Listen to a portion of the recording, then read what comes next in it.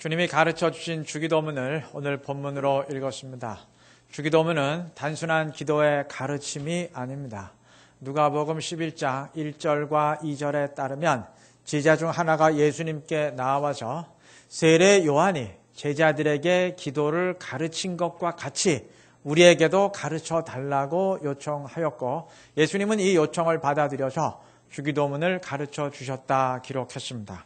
의아한 것은 왜 제자들이 기도를 가르쳐 달라고 요청했느냐는 점입니다. 이들이 기도를 몰라서 그랬던 것은 아닙니다.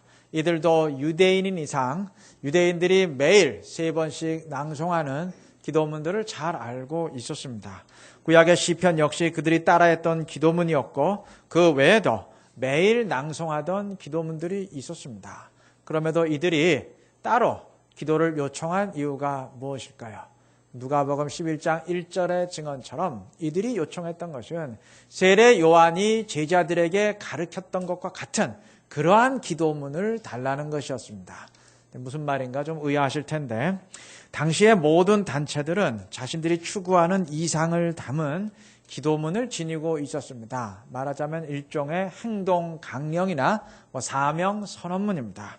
바리새파도 그러하였고, 세례 요한의 운동 역시 그러한 성격의 기도문을 가지고 있었습니다. 제자들이 요청했던 것은 바로 그러한 성격의 기도문입니다. 다시 말하면 지금 자기들이 따르고 추종하고 있는 예수님의 운동을 압축적으로 대변할 수 있는 선언문을 달라는 것이었습니다. 예수님은 이러한 요청에 응답하여 주기도문을 이들에게 주셨습니다. 그러므로 주기도문은 단순한 기도문이 아니고 예수님을 따르는 공동체의 그 이상을 압축적으로 표현한 것입니다. 오늘 이러한 인식을 가지고 주기도문의 내용을 함께 묵상할 수 있는 우리가 되시기 바랍니다. 자, 주기도문은 처음에 하늘에 계신 우리 아버지 이렇게 시작합니다.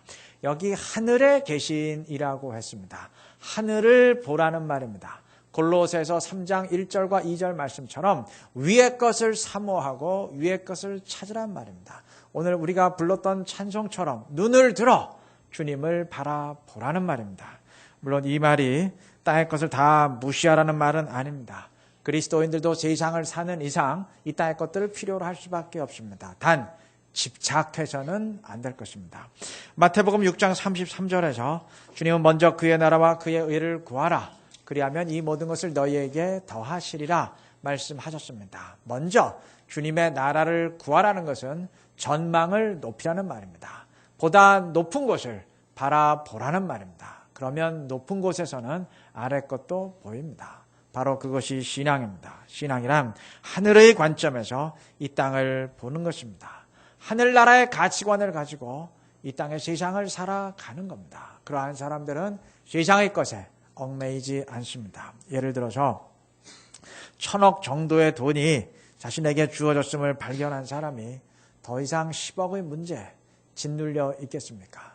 그 문제는 그대로 있을지언정 그것 때문에 더 이상 괴로워하지는 않을 겁니다. 하늘의 아버지를 바라보는 사람이 바로 그러한 사람들입니다. 영원한 하나님 나라가 선물로 주어졌음을 알기에 현실의 문제도 불구하고 담대함을 얻게 되는 것입니다. 하늘의 아버지를 바라볼 수 있는 우리 모두가 되시기를 바랍니다.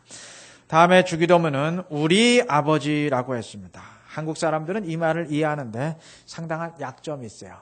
우리는 늘 그 우리라는 말을 즐겨 사용합니다. 그래서 내 자식인데도 나의 아들이라 그러지 않냐고 우리 아들이라 그러죠. 내 남편인데도 우리 남편이라 그러죠. 그 외국 사람이 잘못 들으면 마치 무슨 일부 다처제 사회인 줄 착각할지도 모르겠어요. 이처럼 일상적으로 우리라는 말을 붙이다 보니까 우리 아버지라는 말의 의미를 놓치기 쉬운데, 우리 아버지의 의미가 무엇입니까? 우리 모두의 아버지입니다. 그러면 아버지가 같은 사람들끼리는 서로 어떤 관계입니까? 가족이죠. 가족. 그러므로 교회가 우리 아버지를 고백한다는 것은 우리가 서로 한 형제 자매된 가족이라는 의미입니다. 바울이 교인들을 부르면서 종종 형제들아 라고 불렀던 이유가 바로 그 때문입니다. 그러므로 그리스도인들의 모임인 교회가 서로 하나된 모습을 보여야 한다는 것은 지극히 당연한 일입니다. 서로 한 형제 자매된 가족인데 당연히 하나 되어야 하지 않겠습니까? 88 서울 올림픽 때 남자 육상 400m 릴레이 결승에서 미국 팀은 이론의 여지가 없는 금메달 후보였습니다. 구기 종목이나 투기 종목 같은 경우엔 약팀이 강팀을 이기는 경우가 가끔 있지만 기록 경기에서는 그런 일이 거의 없습니다. 게다가 이 경기는 4명이서 이어 달리는 경기였기 때문에 4선수의 기록이 모두 월등히 앞서는 미국팀의 금메달은 그건 따놓은 당상이었습니다. 근데 결과는 미국이 1등은 고사하고 메달권에도 들지 못했어요. 릴레이 도중에 바톤을 제대로 이어받지 못하고 놓쳤기 때문입니다. 공동체의 경우도 그렇습니다. 개개인이 아무리 뛰어나고 훌륭하다 할지라도 서로 하나로 연합하고 연결되지 못하면 교회가 맺어야 될 열매를 절대 맺을 수가 없는 법입니다. 제가 언젠가 이 말씀 드렸던 것 같은데 교인들끼리 교회에서 서로 만날 땐 그리 반갑지 않을 수 있어도 제주도 여행을 갔다가 우연히 서로 만나면 반갑게 인사하게 됩니다. 우리 시야가 한 교회에서 한국으로 넓어졌기 때문입니다. 이 동일한 이유에서 금호동 거리를 걷다가 누구를 붙잡고 한국 사람이시죠? 참 반갑습니다. 그러면 미친 사람 취급받기 십상일 겁니다. 그런데 저 아프리카 초원이나 알라스카에서 한국 사람을 만나면 전혀 모르는 사람인데도 그런 인사를 주고받게 됩니다. 시야가 한국에서 전 세계로 넓어졌기 때문입니다. 신앙의 경우 역시 그렇습니다. 그리스도인들도 나 개인의 차원에서만 이 좁은 시야에서 바라보면 너는 너고 나는 나일 뿐입니다. 그러나 앞서 말씀드린 것처럼 하늘나라의 관점으로 하나님 나라의 관점으로 시야가 넓어지게 되면 그럼 우리 모두 그 나라에 속한 일원으로서 일체감을 느끼게 되고 서로 하나 될 수 있는 겁니다. 하나님 나라의 자녀로서 그 나라에 속한 지체로서 그리스도의 한 몸을 이룰 수 있는 우리 모두가 되어야 할 것입니다. 다음에 주기도문은 이름이 거룩히 여김을 받으시오며 라고 했습니다. 물론 이 말은 우리가 단지 수동적으로 주님의 이름이 거룩히 여김을 받기를 원한다는 말이 아닙니다. 우리가 적극적으로 그의 이름을 높이며 영광을 드러낸다는 의미입니다. 역사의 기록에 의하면 조선시대 과거 시험을 보다가 실수로 답안지에 왕의 이름을 언급하는 경우에 무조건 낙방하는 것은 말할 것도 없고 벌로 곤장 100대를 맞게 되어 있었다고 합니다. 그만큼 왕의 이름을 귀하고 존귀하게 여겼던 겁니다. 그래서 태조 이성계가 왕위에 올랐을 때 조선사회의 이름으로 인한 대혼란이 벌어졌던 적도 있었다고 합니다. 이성계는 쿠데타를 통해서 집권한 사람인데 쿠데타라도 이방원이나 세조 같은 왕족이 일으켜서 새 왕이 되는 경우는 그런 일이 없는데 이성계와 같은 일반 사람이 왕위에 오르는 경우는 엄청난 혼란이 벌어지게 됩니다. 일반 사람이다 보니까 이 사람과 이름이 같은 사람이 너무나 많은 거예요. 그러니까 이름이 같은 사람들은 이름 다 바꿔야 됩니다. 어디 감히 왕과 동일한 이름을 사용할 수 있느냐? 다 바꿔야 돼요. 그러니까 족보의 이름도 다 바꿔야 되고 그리고 이 사람들의 이름이 기록된 관공서의 문건들도 다 바꿔야 됩니다. 그게 얼마나 엄청난 혼란이 벌어지겠습니까? 그래서 결국 하는 수 없이 왕이 대신 왕족의 이름으로 바꿨다고 합니다. 역사적 사실입니다. 그 정도로 왕의 이름을 존귀하게 여겼던 겁니다. 감히 왕의 이름을 부를 수 없을 정도로 그렇게 존귀하게 여겼어요. 조그마한 나라의 왕의 이름도 이 정도의 대접을 받았습니다. 하물며 만왕의 왕이신 하나님의 이름을 우리가 높이고 거룩하게 하는 것은 너무나 당연한 일이 아니겠습니까? 자, 그러면 우리가 어떻게 그의 이름을 높이고 거룩하게 할 수 있겠습니까? 물론 그의 이름을 높이는 예배를 통해서 우리가 그렇게 할 수 있지만 그것으로 그쳐서는 안 될 것입니다. 입으로는 그의 이름을 높이면서도 실제의 삶으로는 그의 말을 무시한다면 그건 주님을 반쪽만 높이는 것이 아니고 오히려 더 크게 경멸하는 것이 될 것입니다. 한번 상식적으로 생각해 보시기 바랍니다. 여러분 같으면 누가 더 기분 나쁘겠습니까? 그냥 나를 무시하는 사람과 입으로는 늘 나를 존경한다면서 온갖 찬사를 늘어놓는데 실제로는 나를 철저히 무시하는 사람. 누가 더 꼴밉고 기분 나쁘겠습니까? 말 안 해도 다 아실 겁니다. 하나님과 우리의 관계도 그러한 것입니다. 입으로만 높이는 사람은 더 크게 주님을 경멸하는 사람이 될 것입니다. 그러므로 진정 주님의 이름을 높이는 사람은 예배만 드리는 사람이 아니라 예배의 모습처럼 주님의 말씀을 순종하는 사람이 될 것입니다. 아울러 또 한 가지 주님의 이름을 높이는 방법이 있습니다. 주님은 마태복음 5장 16절에서 사람들로 하여금 우리의 선한 행실을 보고 하나님께 영광을 돌리도록 만들라 그랬습니다. 세상 사람들은 사실 예수님에 대해서 자세히 모릅니다. 대신 그들은 예수 믿는 우리를 보고 예수님을 이해합니다. 그러므로 믿는 사람들이 세상과 구별되는 거룩한 모습을 보일 때 세상은 역시 믿는 사람들이 다르구나. 예수 믿는 사람들이 다르구나 하면서 우리가 믿는 예수님께 존경을 표하게 될 것입니다. 바로 그것이 주님의 이름을 높임받게 만드는 방법이 되는 겁니다. 근데 물론 이건 그 반대도 사실입니다. 예수 믿는 사람들이 지탄의 대상이 될 때 그것은 한 개인의 문제에 그치는 것이 아니고 주님의 이름이 세상에서 조롱거리가 되도록 만드는 일입니다. 꼭 주님의 이름을 망령되이 일컬어야만 그에 대한 모독이 되는 것이 아닌 겁니다. 세상에서도 그렇지 않습니까?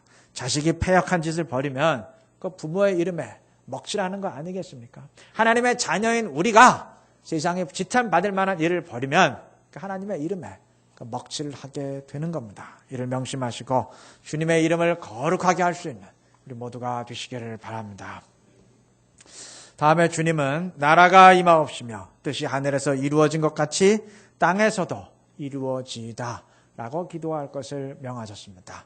이 말 역시 적극적으로 표현한다면 그리스도인은 사실 주님의 나라와 뜻을 이루기 위해서 살아가는 사람들입니다. 즉 주님이 맡기신 사명을 감당하기 위해서 사는 사람들입니다.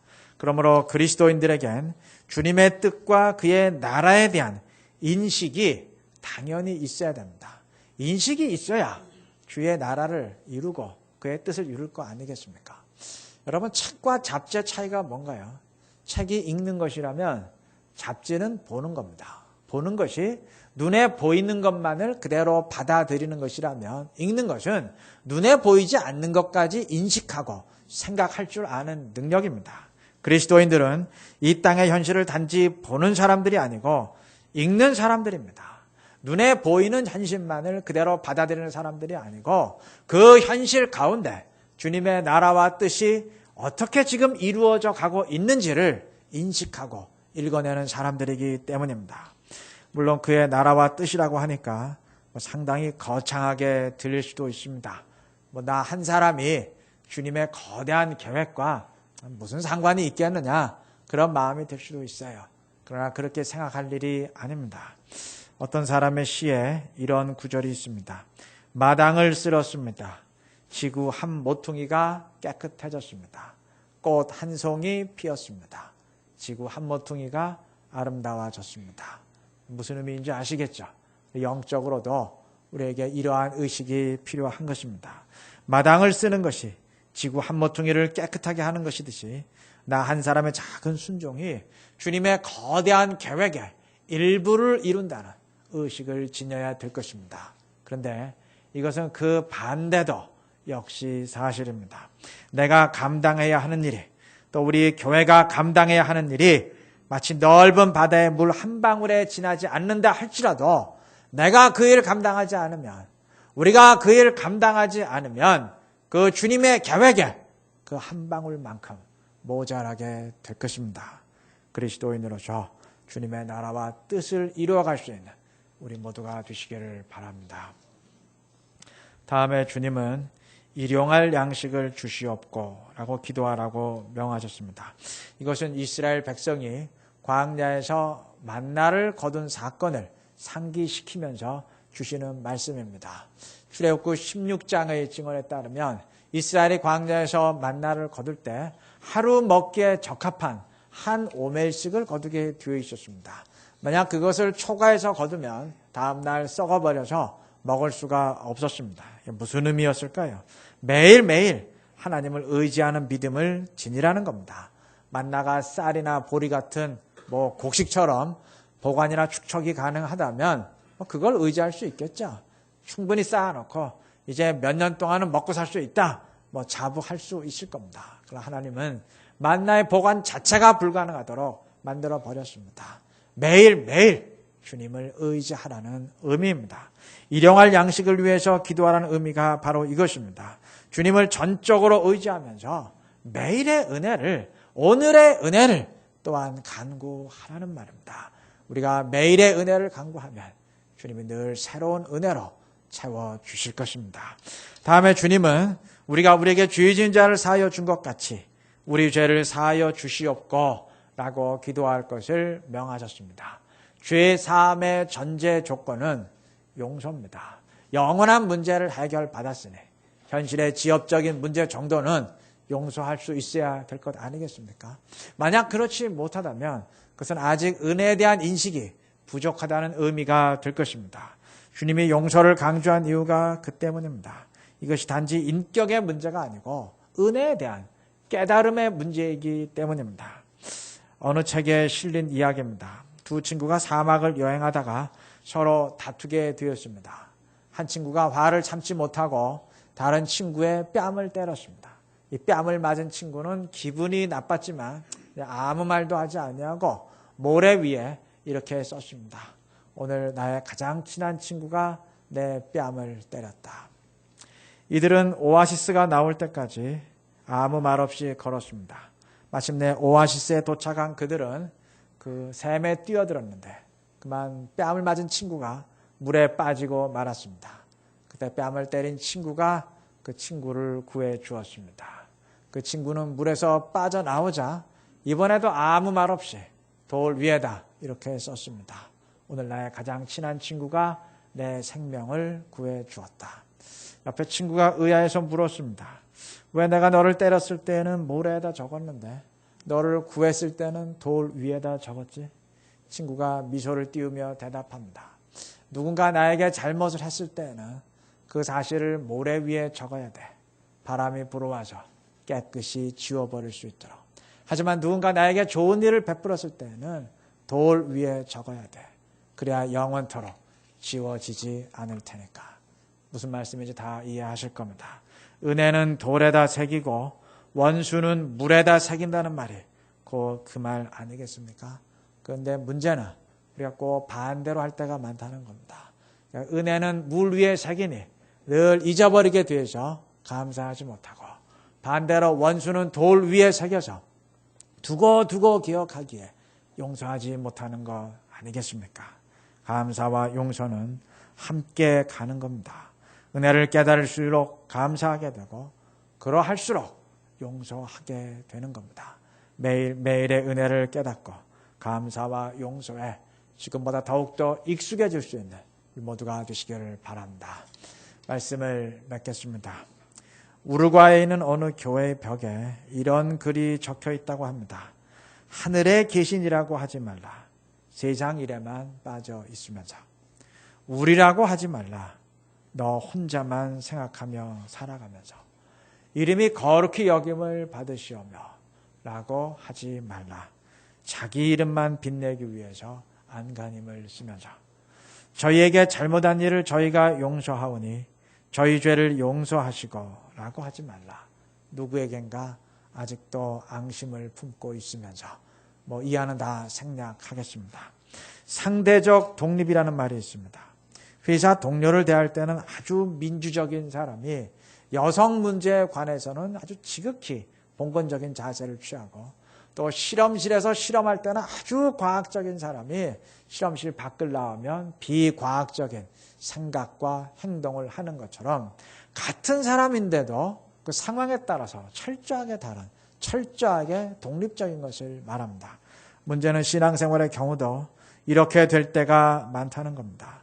그래서 기도할 때는 하늘에 계신 아버지를 찾으면서도 실제의 삶에서는 이 땅의 것만 추구하고 기도할 때는 우리라고 고백하면서도 실제로는 실제의 삶에서는 나 혼자만 생각하고 그러한 경우가 많은 겁니다. 변해야 됩니다. 주님이 가르치신 기도의 내용이 우리 삶의 원리가 되어야 합니다. 서두에 말씀드렸듯이 이 주기도문은 주님을 따르는 자들의 행동 강령으로 신앙 원리로 주신 선언문입니다.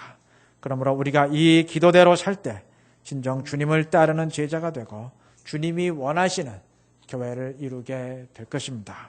주님이 가르치신 대로 기도만 하고 고백만 하는 사람들이 아니고 이 원리대로 순종하며 살아갈 수 있는, 그래서 하나님의 자녀된 것을 드러내며 증명할 수 있는 우리 모두가 되시기를 그리스도의 이름으로 축원합니다.